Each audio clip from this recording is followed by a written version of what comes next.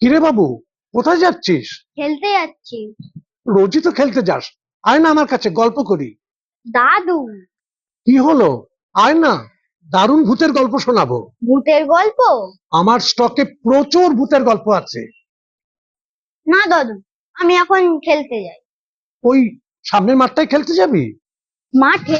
কে বললো আমি মাঠে খেলতে যাই? তুমি মাঠে খেলো না? না, মাঠে ধুলো কাদায় অনেক জার্মস থাকে। সে কি? আমি ভিডিও গেম খেলি, দারুণ ইন্টারেস্টিং। যাচ্ছি দাদু। এ কি যুগ পড়লো ভগবান! যাই, নিচে স্টাডি রুমে গিয়ে বসি।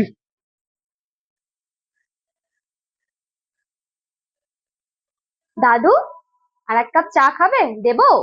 চা? তাহলে মন্দ হয় না। 5 মিনিটের মধ্যে আর এক কাপ চা এনে দিচ্ছি। ঠিক আছে। তোর হাতে ওটা কি রে রিয়া? শুকতারা গো, দারুণ দারুণ সব গল্প। তুই কলেজে পড়িস, এখনো তুই এসব বই পড়িস? কি বলছো দাদু? শুকতারা, পাণ্ডব গোয়েন্দা, হাঁদা বোদা, এসব বই কখনো পুরনো হয়? বাবা, তুই এত বই পড়িস? অনেক বই পড়ি, গান শুনি, প্রকৃতিও দেখি।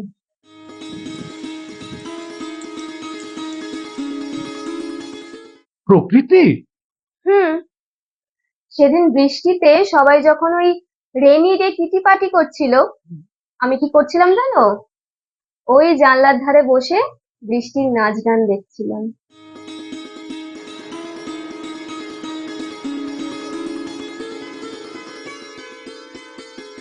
কি সুন্দর লাগছিল। বাহ, রিয়ামা, শুনে খুব ভালো লাগলো। বই পড়ার অভ্যাস খুব ভালো। ভাষা আর চরিত্র গঠন হয়। আর প্রকৃতির সৌন্দর্য যারা ভালোবাসে তারা সর্বদাই সতেজ থাকে। জানো দাদু, আমি না সবসময় ফ্রেন্ডদের সঙ্গে গেট টুগেদারও করি না। কেন? কারণ প্রতিদিন আমি কিছুটা সময় বই পড়ার জন্য বাঁচিয়ে রাখি। বই তো আমার স্পেশাল ফ্রেন্ড। একদম ঠিক বলেছ। বই হলো মানুষের বেস্ট ফ্রেন্ড।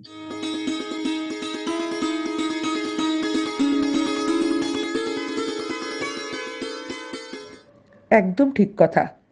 আমাদের জীবনে যতই এন্টারটেন থাকুক, বইয়ের কোনো বিকল্প নেই। বই হচ্ছে আমাদের সবচেয়ে প্রিয় বন্ধু, সবচেয়ে কাছের বন্ধু।